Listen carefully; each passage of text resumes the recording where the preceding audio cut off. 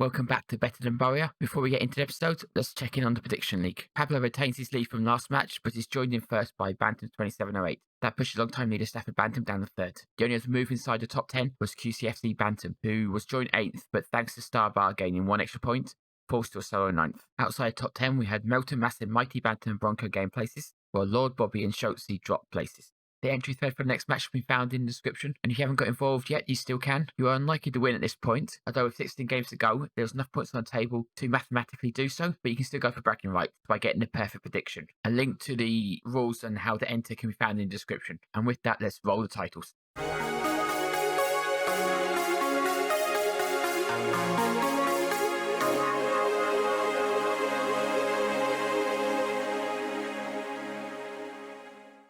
It's game week 31 in Sky Bet League 2, and today we travel to the One Call Stadium to take on Mansfield. Mansfield have seen an uptake in form recently, although they have struggled to get wins over the last 5 games. We haven't been playing great either though, although we have just got back-to-back wins. Anyway, before we get into the team news, let's check out what's gone on between games.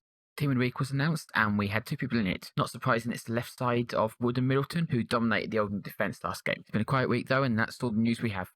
Anyway, back to today's team news. Mansfield are without Sweeney, who is out with a hip injury. We're missing Connor Wood, who picked up his 10th booking against Oldham, so we'll miss next 2 matches. Pritchard and DeVitt getting closer to full fitness, but unlikely to feature today. So we made 2 changes for today's game. Henley comes in for the suspended Wood, and we've dropped McCartan to the bench to go for Novak and Donaldson up top. So starting 11 is McGee in goal, Mellor, O'Connor, Powdy and Henley in defence, Rees and Cook midfield, Milton and Ismail on the wings, Donaldson and Novak up top. On the bench, we've got O'Donnell, French, Taylor, Goldthorpe, Connolly, McCartan and Richards Everton.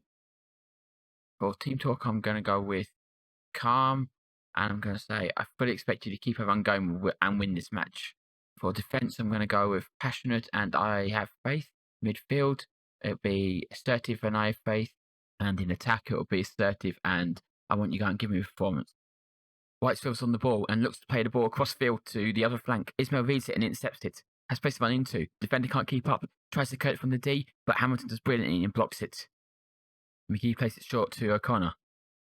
Connor plays it out to Mellor, who cuts inside and then switches the ball centrally to Cook. Cook controls it well and lays off a pass to Reeves. Reeves plays it sideways to Mellor. Mellor to O'Connor. O'Connor back to Mellor. Mansfield are actually pressing really well, making it hard for us to get out. Connor looks at Powdy. He overhits it. Powdy could be in trouble here, but he gets there first. Plays down the wing to Henley. Henley cuts inside before launching it forward, looking for Novak. Novak chests it down, plays a reverse ball around the corner to Donaldson. Donaldson takes a touch and plays it to Cook. Cook has to score. What an off effort. You expect better from him. Parry takes a free kick, plays it short to Henley. Henley drives in field and then fires the ball cross field towards Ismail. Ismail controls it, tries to shoot but it's blocked. Reeves picks up the rebound, plays it to Mellor. Mellor loses possession. Mansfield can break here. Tomlinson looks up and plays it out to Gordon. Gordon drives forward, but we manage to shepherd him out wide. He plays it back to White and then into Evans. Evans plays it to Sterling. Sterling plays back to Evans. The gap opens up and Evans drives into it. Lays it off to Tomlinson, who only has one direction to play it. Hamilton picks up and drives it at the box like he's Lewis driving through a Rouge. Mellor dives in, trips him, penalty. What an idiot, it was going nowhere. So as Evans picks up the ball and lays it off Tomlinson, we are set up well centrally. Sterling and Rose are both marked, so aren't a danger. However, Mellor and Henley are both tucked in and left the flanks unattended. This gives Tomlinson a choice of either going out wide to Gordon or going out to CJ Hamilton. He chooses Hamilton. Mellor does a good job getting out to him and prevents a straight run at goal. And when we stop it here, there is no danger. He just needs to herd him to the byline. But he chooses lunging on a tackle he never win and gives away the penalty. You can see from this angle, it's a good purposeful charge forward by Hamilton, but Mellor has it covered. Hamilton tries to use his pace to get a yard, but doesn't get it. Mellor is never in a position where he needs to make the challenge, especially in his own box. What went through his head, I don't know. Rose take the penalty. Can McGee bail out Mellor? No, he can't. Rose smashes at home, gives Mansfield the lead. McGee with Philly should have done better. Goes the right direction. It's a good height, and it's not in the corner. It's certainly in a savable range, but he fails to get his hand on it. Not that we deserve a bit of luck, as we have been woeful so far, despite having the best chance of the match. Thrown long by the keeper towards Sterling, but Cook reads it and heads it forward to Donaldson. First time layoff to Novak. Novak with the wonderful return ball. Splits defence. Donaldson shoots, but it's down the keeper's neck and it's planted around for a corner. Donaldson should have done better. So in that first half, it looked like Mansfield were a better team, but the stats don't actually back that up. They had 8 shots to our 5, so they've been getting into better shooting positions. However, they only had 1 clear-cut chance to our 2. Cook especially should have scored, but Donaldson also. We've also had 1 half chance and they've had none. We have dominated possession at 59%, and while our passing has been poor, it's at 80% completed, which isn't the best this season, season, but isn't awful. And it's certainly better than their 77. They've done better in the tackle. They've won 100% of their 7 attempts. We've only won 86 out of 14. Our headers are once again awful. Only 15 of the 31 won. Onto the play stats. DJ Hamilton is their best player. He's drawn 3 fouls, including the penalty. Our best player is McGee, who's on 6.8. In fact, both players got 6.8, which tells you a lot about how poor this game is. Their worst player is Hayden White. He's made 2 mistakes in the first half. Our worst player is Powdy. White is 6.5 and Powdy is on 6.4. At least this time it's not our right winger who's the worst player. Team analysis wise, Middleton's been great at winning back possession for us, having recovered it more times than anyone else. Powdy, though, has lost possession more than anyone else, which no doubt accounts for his poor rating. We're getting a good number of touches in their box, though, just not really converting it. So for team talk, I'm going to go with assertive and where's the passion.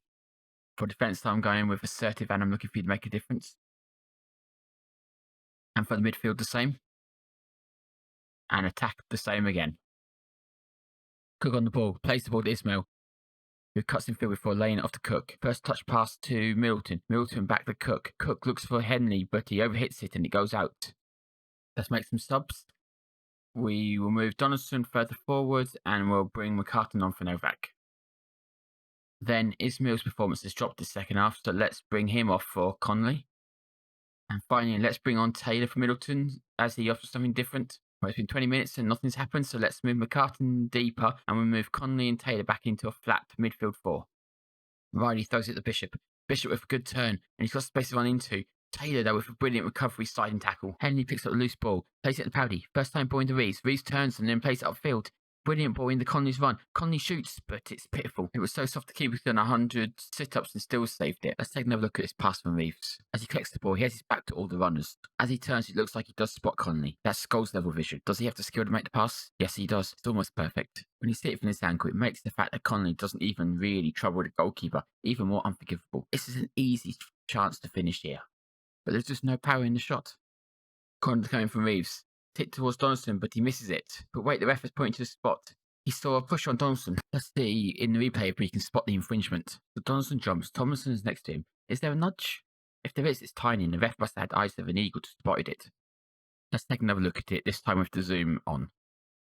So Tomlinson doesn't actually get off the ground. Maybe just get under him and easing off the ball. Risky defending, but a bit soft. Donaldson take it with a chance to draw us level. Smashes goalwards, but it's right to the goalkeeper. Keeper didn't even need to move. This match has just been one disaster after another. Maybe he expects the keeper to dive, but he really has bottled it. It's completely central. It's at hand height. The keeper barely needs to move his arm. Just sums up how wasteful we've been today. Do we have time for one last chance? McGee out to Henley. Henley inside to Cook. Cook finds Taylor. Taylor drives forwards, but there goes the final whistle. Team talk and going for aggressive, and that wasn't good enough. There's no excuse.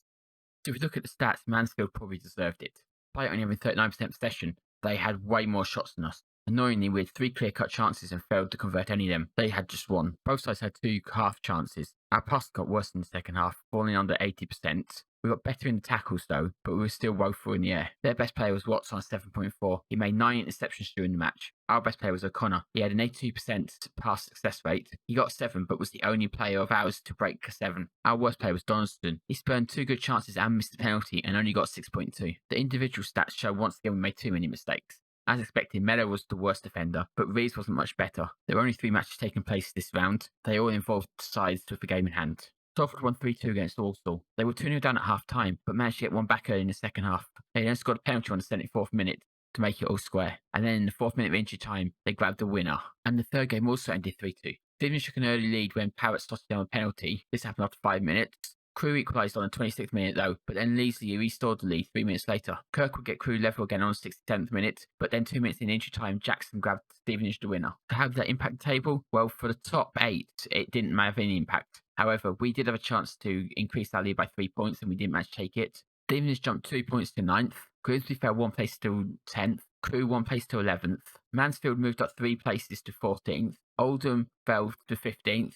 Scunthorpe down 1 to 16th. Port Vale down 1 to 17th. Salford moved up 2 to 20th, while Morecambe and Macclesfield moved down 1 place each to 21st and 22nd. So our next game is against 10th place Grimsby. Wood is still suspended for it, and Pritchard and Davis are still doubts. The match will take place on Wednesday 19th of August at 7 PM BST. If you're taking part in the Prediction League, the link to the entry thread can be found in the description, as can a link to the rules for anyone looking to take part for the first time. Anyway, if you like this video, please leave us a like. It's much appreciated. Also, subscribe to the channel to be alerted when the next episode is posted. Thanks for watching, and we will see you next time.